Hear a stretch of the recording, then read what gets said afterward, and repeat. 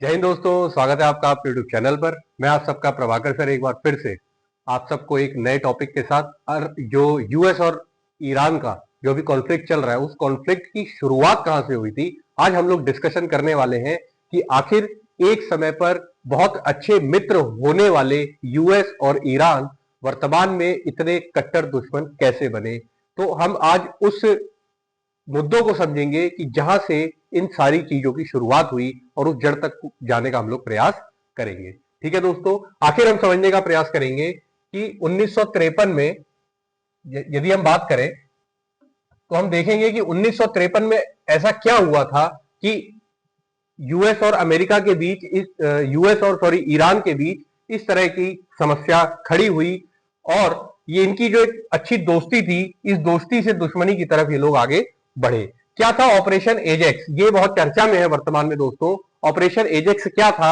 अगर आपने नहीं सुना है, नहीं समझा है, तो इसको हम लोग समझेंगे और जानेंगे कि किस तरीके से ऑपरेशन एजेक्स के तहत अमेरिका ने ईरान के ऊपर अपना कंट्रोल स्थापित करने की कोशिश करी थी। ठीक है दोस्तों, तो हम लोग देखेंगे कि अमेरिका ईरान संघर्ष का इतिहास क्या है। हम इसकी हिस्ट्री की ओर हम लोग बढ़ रहे हैं आगे और समझेंगे कि इसकी शुरुआत 1953 से होती है और वर्तमान में जो 2026 तक की जो स्थिति बनी हुई है उसका एक विस्तृत विश्लेषण हम लोग करने जा रहे हैं।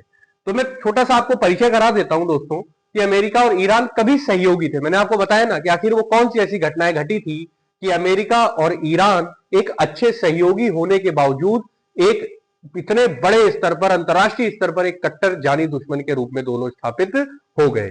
आज दोनों कट्टर विरोधी हैं, तो वो क्यों है इसको हम लोग समझने का प्रयास करेंगे। और ये संघर्ष दोस्तों केवल एक डायरेक्शन का नहीं था, ये मल्टी डायमेंशनल संघर्ष था जिसमें कुछ राजनीतिक कारण है, पॉलिटिकल रीजंस है, कुछ इकोनॉमिक रीजंस है और कुछ मिलिट्री रीजंस हैं जो कि डायरेक्ट और इनडायरेक्ट रूप से अमेरिका और ईरान के बीच इतनी बड़ी खाई खोदने के लिए जिम्मेदार है। ठीक है दोस्तों, तो इसको हम समझने का प्रयास करेंगे।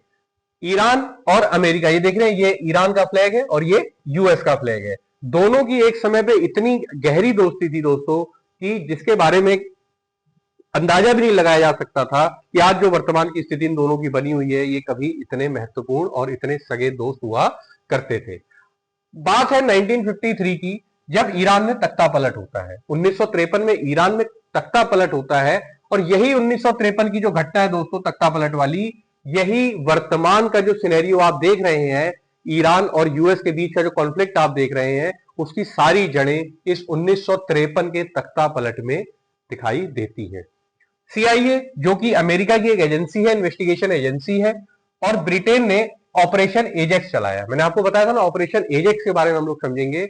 और यह ऑपरेशन था जिसके तहत ईरान के जो राष्ट्रपति थे उनका तख्ता पलट करके ईरान में एक अपने चाहने वाले व्यक्ति को सत्ता में स्थापित करना, और वो व्यक्ति कौन था? Shah Mohammad Reza Pahlavi. इसको सत्ता में बैठाया गया किसके द्वारा? ब्रिटेन और यूएस। सीआईए का मतलब क्या है यहां पर? ये यूएस की एजेंसी है, इसलिए इसको हम समझेंगे। ठीक है दोस्तों, सीआईए क्या है? यूएसए की एजेंसी है। तो यूएसए और ब्रिटेन की संयुक्त पहल के तहत ऑपरेशन एजेक्स चलाया गया और जिसमें जो प्रधानमंत्री थे मोहम्मद मोसदेक जो कि ईरान के तत्कालीन प्रधानमंत्री थे, उनको हटाया गया, उनका तख्ता पलट किया गया, चुनी हुई सरकार का तख्ता पलट किया गया और मोहम्मद रजा पहलवी को, जो कि ब्रिटेन और अमेरिका का एक पपेट माना जाता है, उसको ईरान की सत्ता में बैठाया गया। कारण क्या था मोसदेक को हटाने का? मोसदेक को हटाने के पीछे बड़ा बड़ा कारण दोस्तों ये माना जाता है कि उन्होंने तेल का राष्ट्रीयकरण किया। क्या किया उन्होंने? तेल का राष्ट्रीयकरण किया, जो कि अमेरिका और ब्रिटेन इस कदम को बर्दाश्त नहीं कर पाए। और इसी कारण उन्होंने क्या किया कि तख्ता पलट करने की पूरी रणनीति बनाई, ऑपरेशन एजेक्स को अंजाम दिया और मोसदेक को राष्ट्रपति के पद से, प्रधानमंत्री के पद से हटा दिया गया। और यही जो है वर्तमान के संघर्ष की मूल जड़ के रूप में स्थापित हुआ। कौन सा? 1953 का तख्ता पलट की घटना।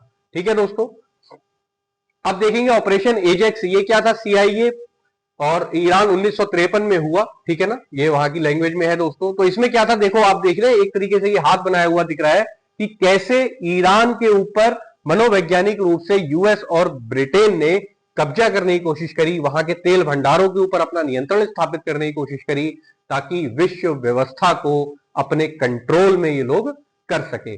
पेट्रोलियम, एनर्जी, ये सारे क्या है, इकोनॉमी को ड्राइव करने वाले फोर्स हैं, इकोनॉमिक ड्राइविंग फोर्स हैं। तो इन ड्राइविंग फोर्स के ऊपर अपना नियंत्रण स्थापित करने के लिए अमेरिका और ब्रिटेन की सोची समझी रणनीति थी, जिसके तहत ऑपरेशन एजेक्स को अंजाम दिया गया। ईरान के निर्वाचित प्रधानमंत्री को पदमुक्त कर दिया गया और वहां पर एक राजशाही की स्थापना कर दी गई और एक अपने पपेट को वहां बैठा दिया गया, जो कि यूएस और ब्रिटेन के इशारों पर निर्णय लेने लगे और वहां पर अमेरिका का हस्तक्षेप दिनों दिन बढ़ता चला गया। ठीक है दोस्तों, तो ये था ऑपरेशन एजेक्स। ठीक है, उसके बाद 1979 में इस्लामिक क्रांति हुई। बीच में कई सारे इसमें डेवलपमेंट्स होते चले गए, ऐसा नहीं है कि बीच में अब 1953 के बाद में 1979 पर आपको लेकर के आ गया, तो इसका मतलब ये बिल्कुल भी नहीं है कि बीच में कोई घटनाक्रम नहीं घटे, लेकिन हम लोग केवल मेजर घटनाक्रम की बात करते हैं। बीच बीच में क्रमिक रूप से घटनाक्रम लगातार घटते चले गए। ठीक है, अब 1979 में एक इस्लामिक क्रांति होती है और शाह का शासन समाप्त हुआ। ये कौन शाह है? ये वही शाह है जिसको, कौन सा शाह है ये है शाह मोहम्मद रजा पहलवी। एक सेकंड दोस्तों, थोड़ा सा ये हो रहा है। शाह मोहम्मद रजा पहलवी, जिनको वहां की सत्ता में ब्रिटेन और यूएस ने ऑपरेशन एजेक्स के तहत बैठाया था, उन्हीं को इस्लामिक क्रांति के दौरान शाह का शासन समाप्त हो गया और अयातुल्ला खामनेई के नेतृत्व में इस्लामिक रिपब्लिक बना। ईरान एक इस्लामिक रिपब्लिक बना। ये वही खामनेई साहब हैं जिनकी अभी हाल में मृत्यु की न्यूज यूएस के द्वारा प्रसारित करी गई है। अब वो क्या, उनका जनाजा नहीं देखा गया है अभी विश्व स्तर पर, तो समझ में नहीं आ रहा है कि क्या खामनेई वास्तव में मर चुके हैं या जिंदा है। तो ये भी एक सस्पेंस बना हुआ है। ठीक है, अमेरिका विरोधी विचारधारा शुरू हो गई यहां पर, क्योंकि खामनेई शुरू से ही अमेरिका के अगेंस्ट रहे और अमेरिका के अगेंस्ट ही रहने के बाद इन्होंने इस्लामिक क्रांति को जन्म दिया। और इस्लामिक क्रांति का मोटो ही यही था कि जो शाह पहलवी हैं, जो कि ब्रिटेन और अमेरिका के पपेट के रूप में ईरान पे शासन कर रहे हैं, उनको पदमुक्त किया गया। तो ऑब्वियस सी बात है कि जब उनको पदमुक्त किया गया तो ये जो खामनेई है, अयातुल्ला खामनेई, ये यूएस और ब्रिटेन से इनका कोई वैसा पोलाइट संबंध नहीं था, उनके ये कट्टर विरोधी के रूप में विद्यमान थे। ठीक है, अमेरिका विरोधी विचारधारा वाले थे ये। पश्चिम प्रभाव को अस्वीकार किया इन्होंने। पश्चिम प्रभाव का मतलब जो वेस्टर्न इंपैक्ट है, ग्लोबली क्या है, यूएस जो है इधर पश्चिम में स्टेब्लिश है, तो उसको वेस्टर्न के रूप में हम लोग मानते हैं। तो पश्चिमी प्रभाव को अस्वीकार किया किसने? खामनेई ने। और ईरान में एक इस्लामिक क्रांति हुई और इस्लामिक तंत्र की व्यवस्था, एक नई रिजीम वहां पर स्थापित हुई और जिसको खामनेई ने अपना नेतृत्व प्रदान किया। तो यह है अयातुल्ला खामनेई, जिनकी हाल में मृत्यु की चर्चा हो रही है।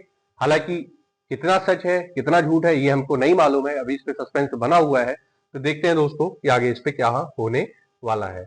उसके बाद हॉस्टेज क्राइसिस 1979 से 1981, ये एक मेजर इवेंट था। तेहरान स्थित अमेरिकी दूतावास पर कब्जा हो गया था। अमेरिका के दूतावास पर कब्जा, एम्बेसी पर ही कब्जा हो गया दोस्तों।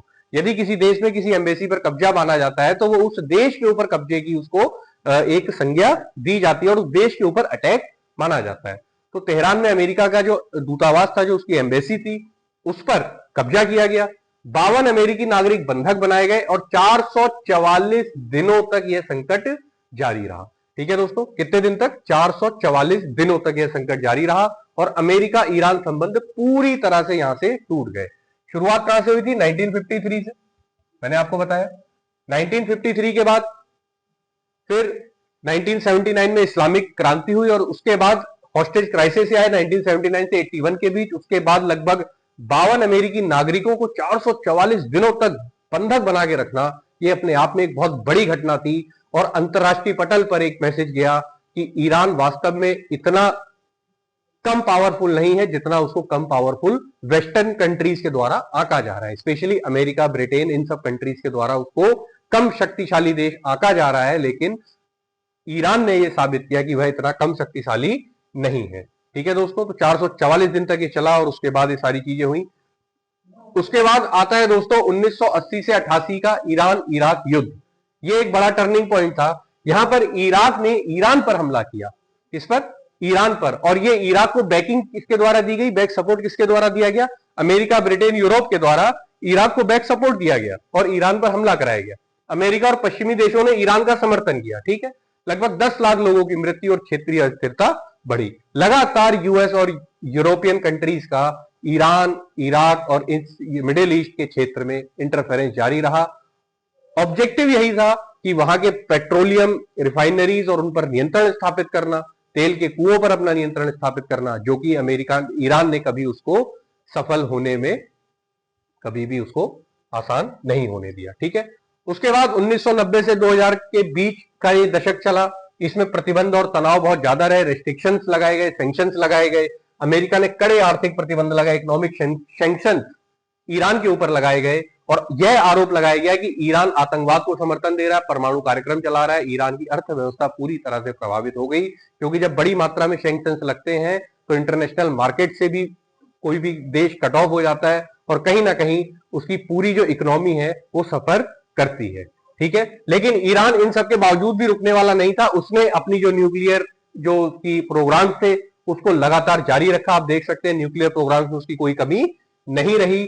और इसमें आप देखते हैं ईरान की न्यूक्लियर फैसिलिटीज जो है, न्यूक्लियर साइट्स ईरान की है, फोर्डो है, नातांज है, इफान है, अराक है, ठीक है ना, बुशैर है, ये इनकी न्यूक्लियर साइट्स हैं। अभी नातांज पर आक्रमण हुआ था, आपने देखा होगा, चर्चा में थी, न्यूज में थी। नातांज जो इनकी न्यूक्लियर साइट है उसमें यूएस के द्वारा हमला किया गया, ठीक है। और इनकी कुछ मिलिट्री साइट्स हैं, कुछ रिसर्च रिएक्टर्स हैं, ठीक है ना। अनडिक्लेयर्ड साइट्स भी हैं कई इनकी, जो ईरान, जैसे ये है, ये अनडिक्लेयर्ड साइट के रूप में विद्यमान है, ठीक है। ये यहां पर आप देख रहे हैं तारकुच आबाद, ये वरामीन, ये अनडिक्लेयर्ड साइट्स हैं। मतलब यूएस कहता है कि उनकी साइट्स है, लेकिन ईरान कहता है कि नहीं, हमारे पास और इस तरह की कोई न्यूक्लियर साइट्स नहीं है। ईरान ने उसको अंतरराष्ट्रीय स्तर पर डिक्लेयर नहीं किया हुआ है। जैसे नातांज है, ये अंतरराष्ट्रीय स्तर पर डिक्लेयर्ड न्यूक्लियर साइट है, ठीक है दोस्तों। तो इस तरह से ये ईरान का मैप आप देख रहे हैं, आप समझ रहे हैं कैस्पियन सी है यहाँ पर, ये यहाँ पर आपका, और यहीं पे जो आप देख रहे हैं, जो छोटा सा एरिया दिख रहा है, यही है हॉर्मुज स्ट्रेट, जिसको लेकर के वर्तमान में तनाव बना हुआ है। इधर अफगानिस्तान है, पाकिस्तान है, और यहीं पर हमारा चाबहार पोर्ट है। अभी हम देखेंगे कि चाबहार पोर्ट को लेकर के भी भारत और ईरान के बीच समझौता हुआ था और उसमें भी किसी न किसी प्रकार का कोई समस्या ना खड़ी हो। परमाणु विवाद दोस्तों चला, ईरान का परमाणु कार्यक्रम डेवलप हुआ। ईरान ने अमेरिका के सैंक्शंस के बावजूद, यूरोपियन कंट्री से सैंक्शंस के बावजूद अपने न्यूक्लियर प्रोग्राम्स को नहीं रोका, कंटिन्यू जारी रहे। अमेरिका को परमाणु हथियार बनने का डर था। अमेरिका को यह लगा कि यदि ईरान ने परमाणु हथियार डेवलप कर लिए तो अभी वर्तमान में जब वो नहीं झुक रहा है, तो परमाणु हथियार डेवलप करने के बाद तो बिल्कुल भी कहीं से कहीं तक ईरान दबने वाला नहीं है। अंतरराष्ट्रीय दबाव पड़ने लगा, किसके ऊपर? ईरान के ऊपर। उसके बाद 2015 में एक समझौता होता है, JCPOA समझौता, जिसको ईरान न्यूक्लियर डील कहा जाता है। यह समझौता बहुत महत्वपूर्ण था दोस्तों, और इसके साथ ऐसा लगा कि अब ईरान शांति की राह पर चलेगा। और ईरान ने यह कहा कि हम किसी भी प्रकार का कोई भी जो भी न्यूक्लियर डेवलपमेंट हम कर रहे हैं, वो एनर्जी को डेवलप करने के लिए कर रहे हैं। वो किसी भी प्रकार के कोई बम और इस तरीके की चीजों को डेवलप करने के लिए हम परमाणु का जो विकास कर रहे हैं, जो न्यूक्लियर डेवलपमेंट कर रहे हैं, वो नहीं करेंगे। ये ईरान ने इस बात की संस्तुति दी, ठीक है दोस्तों। और यही JCPOA जो समझौता हुआ, ये बड़े स्तर पर हुआ। इसमें आप देख सकते हैं, ये यूनाइटेड नेशन में इसको पास किया गया, कई सारे देश इसमें हस्ताक्षर हुए, ठीक है ना। ये सारे आप देख रहे हैं बड़े डिग्निटरी, सारे बड़े देशों के नेता इसमें हस्ताक्षरित हुए, ठीक है। उसके बाद 2018 में जब डोनाल्ड ट्रंप पहली बार राष्ट्रपति बनते अमेरिका के, तो उन्होंने इस नीति में थोड़ा सा बदलाव किया। उन्होंने क्या किया, अमेरिका JCPOA से बाहर निकलने का निर्णय लेता है। तो जैसे ही अमेरिका JCPOA से बाहर निकलने का निर्णय लेता है, तो ईरान के ऊपर फिर से कड़े प्रतिबंध लागू करने के लिए ट्रंप प्रशासन ने शासनादेश जारी किया। मैक्सिमम प्रेशर पॉलिसी लागू करी, किसके ऊपर? ईरान के ऊपर प्रतिबंध लगाना। सैंक्शंस का दौर, वो 1990 से 2000 के दशक वाला जो दौर था, वो दौर एक बार फिर से ईरान के ऊपर शुरू हुआ और ईरान की अर्थव्यवस्था पर फिर से गहरा प्रभाव पड़ने लगा, जो कि बीच में लंबे समय तक डिस्टर्ब रही। उसके बाद जब ईरान न्यूक्लियर डील कर चुका था, उसके बाद चीजें थोड़ा थोड़ा ट्रैक पर आने लगी थी और ईरान ने आश्वासन दिया कि वो किसी भी प्रकार की कोई भी ऐसी गतिविधि नहीं करेगा जिससे मानवता पर हमला हो या इस तरह की चीजें हो। इस तरीके की न्यूक्लियर डील फाइनल हुई थी और अंततः जैसे ही 2018 में ट्रंप राष्ट्रपति बनते हैं और JCPOA समझौते से बाहर निकलते हैं, तो दोबारा से ईरान के ऊपर उस तरीके के सैंक्शन लगना शुरू होते हैं। दोबारा से ईरान के ऊपर अंतरराष्ट्रीय दबाव पड़ना शुरू होता है और ईरान की अर्थव्यवस्था धीरे धीरे डिस्टर्ब होनी शुरू होती है। उसी के बीच में एक महत्वपूर्ण घटना घटती है दोस्तों 2020 में। वो घटना है कासिम सुलेमानी की हत्या। इसमें क्या होता है, अमेरिका ने ईरान के शीर्ष जनरल कासिम सुलेमानी को ड्रोन हमले में मार दिया। ये एक बहुत बड़ी घटना ईरान के लिए फिर से हुई। 2018 में ट्रंप ने नीति में बदलाव किया और 2020 में ही इस घटना को अंजाम दिया और कासिम सुलेमानी की हत्या होती है। ईरान ने इराक में अमेरिकी ठिकानों पर मिसाइल हमले किए, क्योंकि ईरान को हमेशा से अमेरिका और ब्रिटेन, यूरोप का समर्थन रहा ईरान के ऊपर अटैक करने के लिए। तो इराक और ईरान में क्राइसिस हमेशा से शुरू से चलता आ रहा है। युद्ध का खतरा बढ़ता चला गया। जब भी अमेरिका ईरान को परेशान करता है तो ईरान अपने आसपास की जो कंट्रीज हैं, जो कि यूएस की अलाइज हैं, उसको टारगेट करता है ईरान, कि जब वो उसको टारगेट करेगा तो कहीं ना कहीं अमेरिका पैनिक होगा। ठीक है ना, तो वो चीजों को बैलेंस करने के लिए ऐसा करता है। ठीक है, उसके बाद 2021 से 23 के बीच में तनाव ये बढ़ता चला गया, स्ट्रेस लगातार बढ़ता चला गया। परमाणु वार्ता बार बार विफल रही। परमाणु को जो JCPOA समझौते से जो अमेरिका बाहर निकला था उसको दोबारा से करने की बात हुई, लेकिन वो वार्ता कोई भी, वो जो टॉक्स हुई उसका कोई भी रिजल्ट आउटकम नहीं निकला, वो बार बार फेल होती चली गई। खाड़ी क्षेत्र में हमले और तनाव बढ़ते चले गए। जितनी भी गल्फ कंट्रीज है उसमें ड्रोन हमले और ये सारी चीजें बढ़ती चली गई। ईरान और इसराइल के बीच इनडायरेक्ट स्ट्रेस और इनडायरेक्ट टसल जो था वो बढ़ता चला गया। ईरान और इसराइल को बैकिंग यूएस की रहती थी हमेशा से। इसराइल को मोहरा बना करके यूएस जो है ईरान के ऊपर हमले करता रहता था और ईरान को टारगेट करता रहता था। कभी यूएस मोहरा बनाता था इसराइल को, कभी यूएस मोहरा बनाता था इराक को, ठीक है ना, कभी यूएस मोहरा बनाता था सऊदी अरब को। इस तरीके की कंट्रीज को मोहरा बना करके यूएस ईरान पर टारगेट करता था। ठीक है दोस्तों, 2024 से 26 की जो वर्तमान स्थिति उसमें अगर हम समझने का प्रयास करें तो मिडिल ईस्ट में प्रॉक्सी वॉर बहुत तेजी से बढ़े, मतलब डायरेक्ट वॉर नहीं, प्रॉक्सी वॉर। ठीक है ना, इसमें ड्रोन और मिसाइल हमले बढ़ने लगे। अमेरिका और ईरान के बीच सीधा टकराव का खतरा होता चला गया और वैश्विक स्तर पर डिस्टर्बेंस, जो कि हम और आप अभी वर्तमान में देख रहे हैं। तो ये एक दिन की घटना नहीं है दोस्तों। ठीक है ना, संघर्ष के जो मुख्य कारण थे वो क्या थे? हमारे 1953 का जो तख्ता पलट हुआ, जो कूप हुआ, वो मैंने आपको बताया। ठीक है, उसके बाद 1979 की इस्लामिक क्रांति खामनेई के नेतृत्व में जो हुई। उसके बाद पेट्रोलियम तेल को लेकर के जो पॉलिटिक्स इंटरनेशनल लेवल पर, जिसमें अमेरिका, यूरोप का डायरेक्ट इंटरफेरेंस रहा, उस पर नियंत्रण करने के लिए, उसको कंट्रोल करने के लिए जो पॉलिटिक्स चली वो। फिर उसके बाद JCPOA मैंने आपको बताया। ठीक है ना, ये क्या है दोस्तों? JCPOA ये जो ईरान का जो न्यूक्लियर प्रोग्राम है उसको कंट्रोल करने के लिए। उसके बाद जो रीजनल जो वर्चस्व था उसकी लड़ाई, वर्चस्व की लड़ाई दोस्तों बहुत खतरनाक होती है और इसमें कितना नुकसान हो रहा है, वहां की जनता कितना सफर कर रही है, जो आम जनता है जिसका कोई किसी चीज से लेना देना नहीं, वो कितना सफर कर रही है, वो सारी चीजें इसमें दिखाई देती है।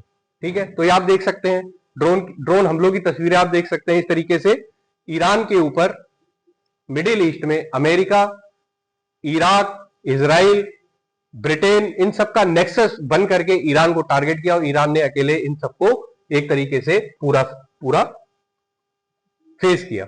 ठीक है, उसके बाद इन सारी घटनाओं का विश्व स्तर पर तो हमने देखा कि कैसे पेट्रोलियम की राजनीति को लेकर के, तेल की राजनीति को लेकर के अंतरराष्ट्रीय अस्थिरता का माहौल बनता है और ये सारी चीजें कैसे भारत पर क्या इनका इंपैक्ट रहता है। तो हम देखें कच्चे तेल की कीमतों में वृद्धि, क्योंकि क्रूड ऑयल की सप्लाई आपने देखा कि मेजर जो प्रोडक्शन है वो मिडिल ईस्ट में होता है और वहीं से सप्लाई पूरी दुनिया में होती है, वर्ल्ड वाइड होती है। तो कच्चे तेल की कीमतों में ऑब्वियस है वृद्धि होगी।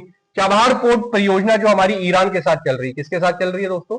ईरान के साथ। चाबहार परियोजना जो हमारी चल रही है वो हमारी डिस्टर्ब हुई। खाड़ी देशों में भारतीय नागरिकों की सुरक्षा को लेकर एक बड़ा सवाल रहा, क्योंकि जो भी हमारा इंडियन डायस्पोरा है, जो विदेशों में हमारे भारतीय नागरिक बैठे हुए हैं, उनकी सुरक्षा की जिम्मेदारी भी भारत सरकार की रहती है।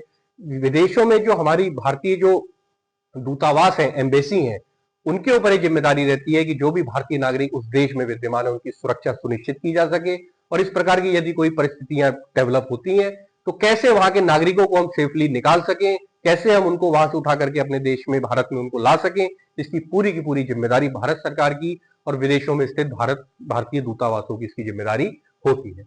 व्यापार और रणनीतिक संतुलन हमारा डिस्टर्ब हुआ भारतीय स्तर पर, जो इसका इंपैक्ट हमने देखा। ठीक है ना दोस्तों, मैंने अभी आपको बताया चाबहार परियोजना जो हमारी डिस्टर्ब हुई। तो चाबहार समझते हैं दोस्तों कहां पर है? देखिए, ये चाबहार पोर्ट है, ये ईरान है पूरा, ये ईरान की बाउंड्री है दोस्तों। ये ईरान, अभी आपको हल्का सा इसमें ब्लर दिख रहा होगा बट नो इशू, हम इसको ऐसे समझते हैं। ये जो ब्लैक आप बाउंड्री देख रहे हैं ये ईरान है, ठीक है ना। उसके बाद ये जो आप देख रहे हैं ये पाकिस्तान है, ये ठीक है, ये आपका अफगानिस्तान है, ठीक है। ईरान, अफगानिस्तान, पाकिस्तान, तो ये यहां पर ये है आपका चाबहार पोर्ट। कौन सा पोर्ट है? चाबहार पोर्ट, जो कि ईरान के बॉर्डर पर है, ठीक है ना, ईरान में स्थित है।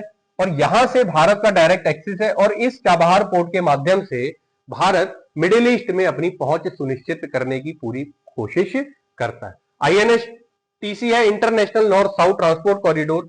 ये जो आईएनएसटीसी का रूट है आप देख रहे हैं, मुंबई से चाबहार को कनेक्ट कर रहा है, ठीक है ना। और फिर ये बंदर अब्बास जो है ये भी एक वो है, क्या बोलते हैं, पोर्ट है, ठीक है। इसको कनेक्ट करते हुए हम यहां पहुंच रहे हैं तेहरान। तेहरान से फिर कैस्पियन सी के माध्यम से हम यहां पे पहुंच रहे हैं, यूरोप में पहुंच रहे हैं। यहां से फिर आप देख रहे हैं वोल्गोग्राद जो है रशिया का एक सिटी है, वहां पहुंच रहे हैं। उसके बाद हम मॉस्को को कनेक्ट कर रहे हैं, रशिया की कैपिटल है मॉस्को। उसके बाद सेंट पीटर्सबर्ग होते हुए, बाल्टिक सी से होते हुए, नॉर्थ सी होते हुए, ये आप देख रहे हैं ये स्टेट ऑफ जिब्राल्टर है, ठीक है ना। ये अफ्रीका और ये यूरोप, इसको ये अलग करती है स्टेट ऑफ जिब्राल्टर। और इस तरीके से ये दोबारा से मेडिटेरियन सी के रास्ते से स्वेज कैनाल होते हुए ये दोबारा से मुंबई को कनेक्ट करती है। तो ये एक स्टैंडर्ड रूट है और ये international north south transport corridor है। तो वैसे अगर मान लीजिए हमको सेंट पीटर्सबर्ग पहुंचना है तो ये हमारा रूट था। इस तरीके से स्वेज कैनाल के माध्यम से मेडिटेरियन भूमध्य सागर जो है यहाँ से होते हुए जिब्राल्टर पास करते हुए, नॉर्थ सी को पास करते हुए, बाल्टिक सी को पास करते हुए हम यहाँ पहुंच रहे थे। लेकिन अगर चाबहार पोर्ट में जब भारत ने इस प्रोजेक्ट को साइन किया और इसका डेवलपमेंट में भारत और ईरान ने अपने कोलैबोरेशन के साथ इसको डेवलप किया, तो यहां से भारत की जो एक्सेस था मिडिल ईस्ट में बहुत आसान हुआ और विदाउट पाकिस्तान हम जो है डायरेक्टली मिडिल ईस्ट को एक्सेस करने की स्थिति में आ गए थे। ठीक है दोस्तों, तो निष्कर्ष ये निकलता है ये केवल दो देशों का संघर्ष मात्र नहीं है, क्योंकि आपने देखा कि किस प्रकार से मिडिल ईस्ट एक पावर हाउस है, वर्ल्ड इकोनॉमी का एक सेंटर है, पेट्रोलियम का एक सेंटर है, जिससे पूरी की पूरी world economy, world order drive हो रहा है।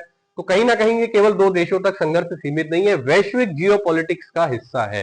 मैंने आपको बताया कि ग्लोबल जियोपॉलिटिक्स जो है उसका ये हिस्सा है, तो इसको केवल यूएस ईरान तक लिमिटेड होकर के देखना ठीक नहीं है। शक्ति, संसाधन और प्रभाव की लड़ाई है। मैंने आपको बताया ये पावर का एक बैलेंस है, रिसोर्सेज का एक, रिसोर्सेज के ऊपर नियंत्रण स्टेब्लिश करने की एक लड़ाई है कि कैसे रिसोर्सेज के ऊपर अपना कंट्रोल स्टेब्लिश किया जाए, उसको लेकर के एक लड़ाई है। और प्रभाव की लड़ाई है, वर्चस्व की लड़ाई है कि कैसे मिडिल ईस्ट में अमेरिका अपना वर्चस्व पुनः स्थापित कर सके। भविष्य में इसका प्रभाव और बढ़ सकता है, जैसा कि आपने देखा कि जो वर्तमान में चीजें चल रही हैं उसको लेकर के अमेरिका में थोड़ा सा दिक्कत है, आपने देखा ही होगा। ठीक है दोस्तों, और किस तरीके से भविष्य में ये सारी चीजें हमको वो कर सकती हैं। ठीक है, एक सेकंड दोस्तों, मैं अभी आप इसको वो करता हूं। तो आपने पूरी प्रेजेंटेशन में देखा होगा, पूरी क्लासेस में आपने देखा, समझने की कोशिश करी होगी कि किस तरीके से ईरान और अमेरिका का जो ये वॉर है ये केवल ईरान अमेरिका तक लिमिटेड नहीं है, इसका वैश्विक स्तर पर एक इंपैक्ट है।